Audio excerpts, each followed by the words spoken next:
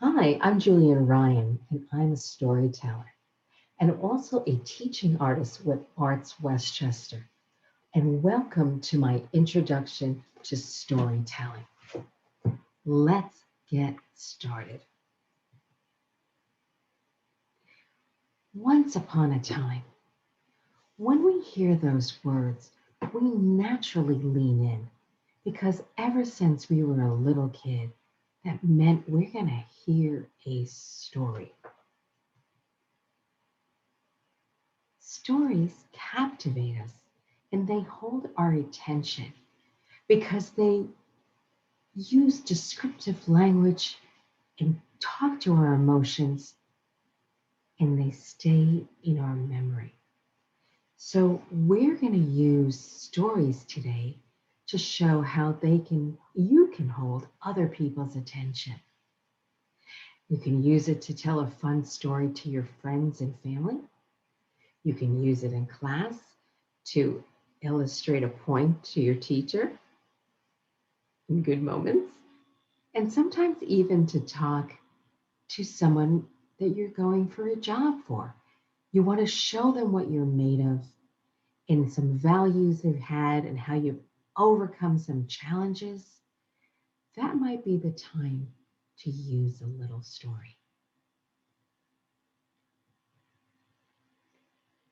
Now, what will you need for today?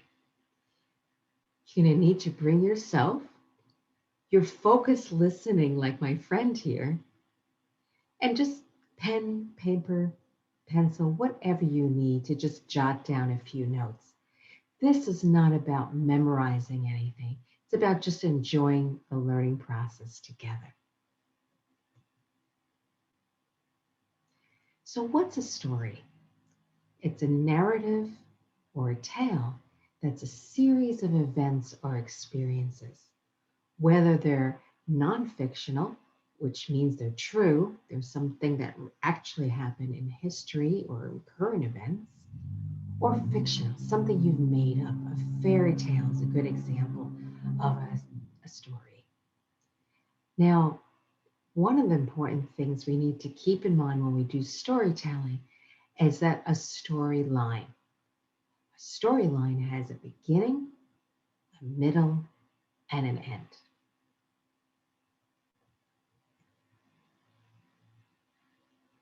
Now, this guy is really curious because he wants to know, what story are you going to share and why?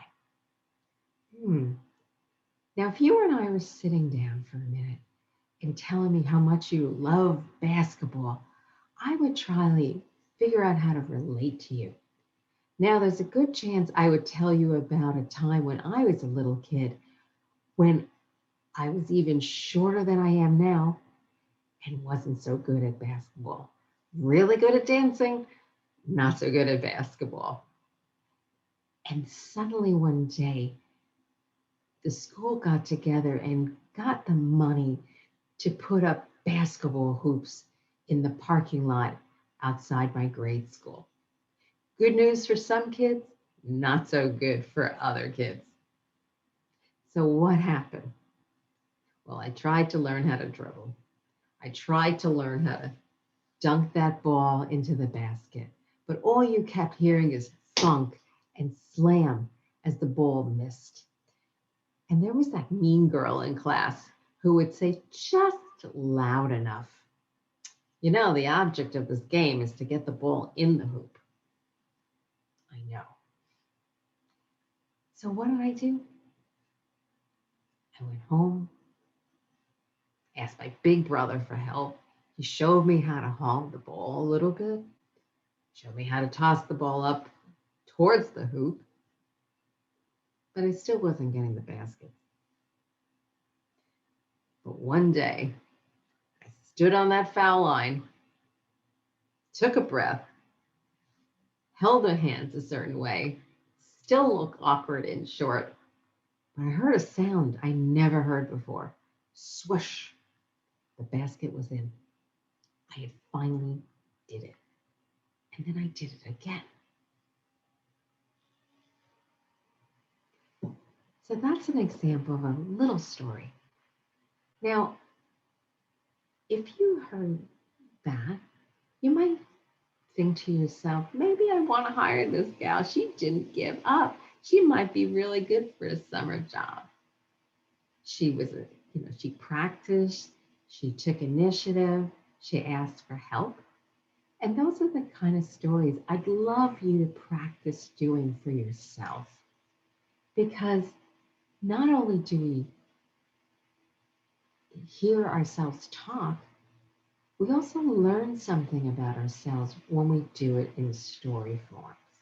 We learn what we're good at, we get comfortable with how we're presenting, and we just have some fun.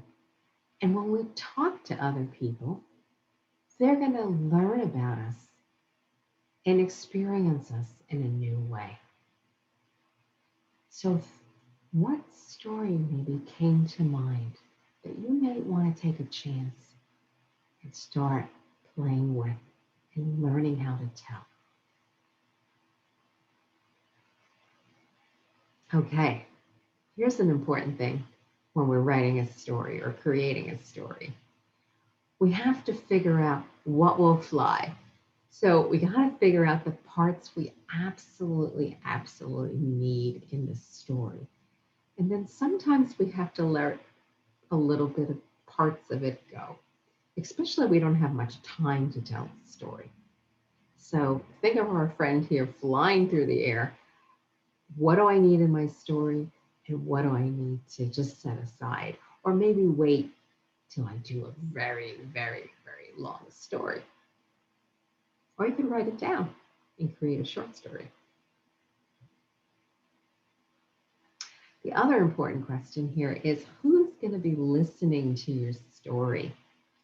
I love these marmots. They've been around with me for a few different presentations because they just remind me that we have to think about who's in our audience. Now, the way we tell a story to a grandparent or a parent or a teacher is probably a little different than the way you're going to tell it to your friends. So think about who's in the audience and how you're going to bring your story to life.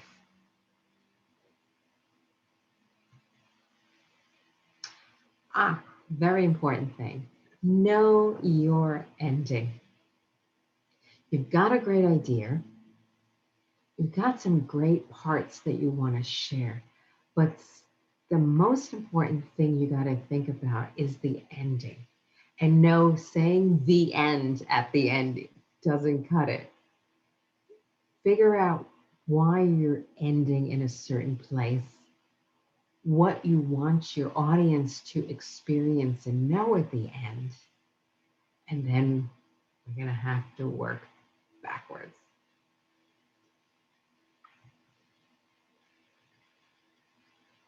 Characters. Who's going to show up in your story?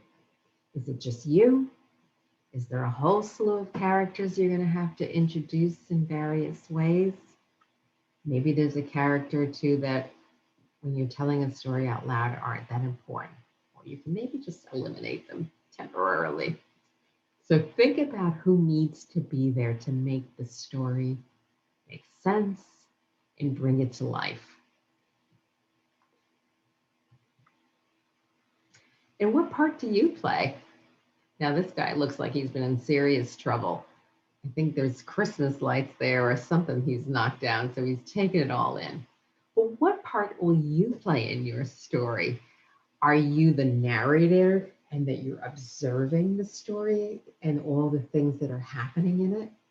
Or are you the only one in the story and you're in the thick of it? So think about the role you want to give yourself.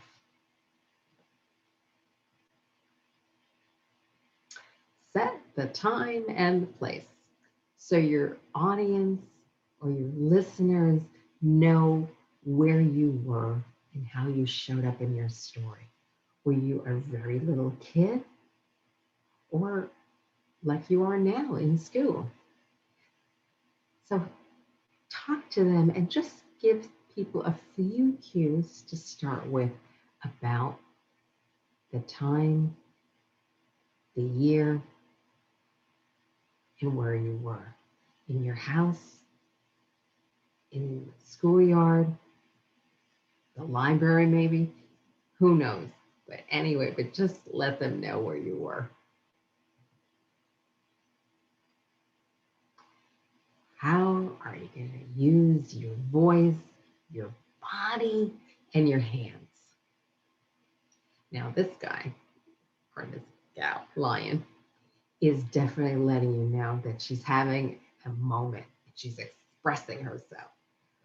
What about if you were pretending to be a much younger version of you? You know that way when you're all breathy and you're all excited and you shifted back and forth in your feet and you just kept using your hands and your body to express. Perhaps you want to imitate one of your family members or one of your adults. With caution. And to how they present very seriously, or they have a certain way of holding their body. If you talk to your elderly members of your family, sometimes they lean in, they squint a bit, they may hunch over.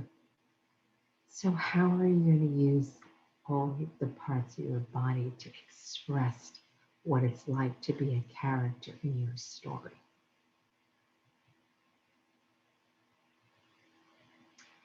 Sensory details. Well, our friend here is encouraging us to tell our audience what something smelled like or tasted. How did it look? Was it a very busy scene? Was it a lot of daylight and sunshine? Was it dark and eerie or foggy? Were you touching things in your story? Was it a clammy thing that some friend of yours handed you for a joke? Or was it soft like the pet you're petting? So figure out what elements will bring your characters and the scene to life. So start crafting your storyline and share what happened.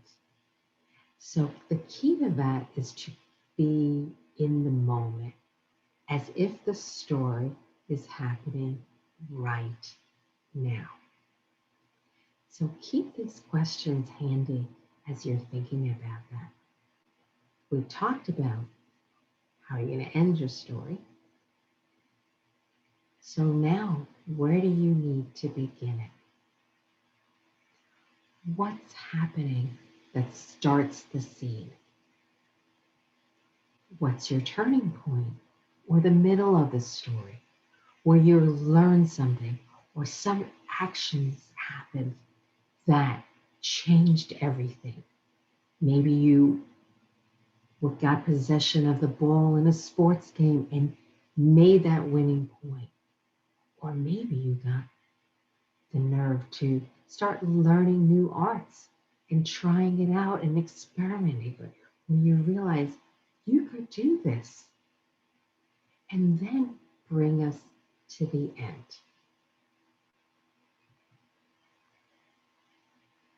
Remember as you go, authenticity matters. So the more you can make things realistic, the more your audience will trust what you're saying and make themselves part of the story. Remember when I said at the beginning, we all lean in? That's the connectivity that you're looking for. And then own your ending. Look at this regal cat on the cliff. It's just staying there, still, poised, taking it all in.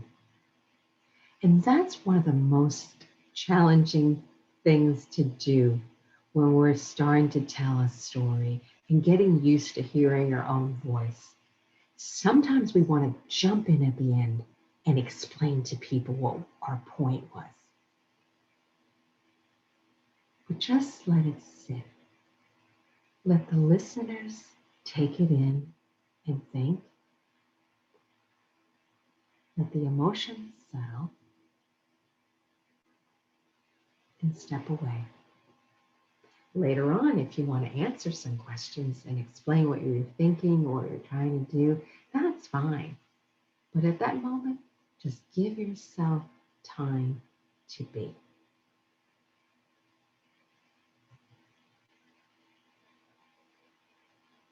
Okay, here's the advice. You, me, we all have to practice and test things out and keep trying things over and over again, and maybe playing with a colleague one day and trying out new voices, making adjustments. But the most important thing is to have fun with it and challenge yourself. Just like I'm challenging myself, working on two computers and talking to you and trying to make sure the sound goes through. The most important thing to remember that's different than reading a report from school. Storytelling is not about memorizing word for word. It's about adjusting to the relationship with the person you're talking to or the people you're talking to. And here's the interesting thing. Every time you tell your story, it'll change because every time you're speaking, you're going to have new listeners who are going to experience your story in a new way. And that's what makes it fun. And you're going to keep adding and changing things and trying things out.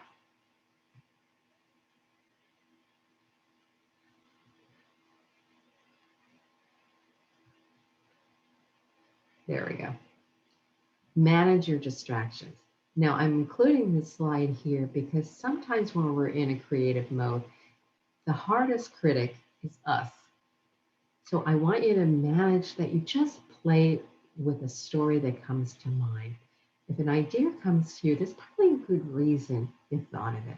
So just give it a chance. Don't start writing an internal dialogue about who's going to be interested in this. Maybe people will laugh. Don't worry about it if you can. Give yourself a chance to experience this story for yourself, because you're going to maybe find out things about yourself when you start talking out loud and practicing. Because you're going to be practicing talking to the mirror, maybe pretending in your room, and then ultimately trying it out on somebody. So manage your distractions. And the same thing when you're presenting. Listen, sometimes there is somebody out there that is trying to distract you, make you laugh. Maybe they're staring at you. But here's the thing, sometimes when people are looking intently, they're not thinking negative things. They're thinking, wow, that took a lot of guts to get up in front of the room and tell a story. That is really cool. So you may be pleasantly surprised when you start talking after it. All right, well, here's the point. Don't forget to give yourself a hand. A little applause and a pat on the back to say, at least you tried. And next time I'll do it a little differently, a little better. It's not all about perfect. This session wasn't all perfect, loved words, but I wanted to come here and just have some fun and enjoy passing on some information to you. So what can we get from this experience? Here's my guy. Very emotional about storytelling, wants to remind you that storytelling doesn't require any fancy apps. You don't need to upgrade, you don't need to download, you just have to show up as yourself. All we need is our voices and a story that means something to us. And practice telling that story and using it to connect to others. And this is me. Thank you very, very much. It's been a pleasure. And I wish you the best storytelling experiences, and go out there and have some fun. Thank you.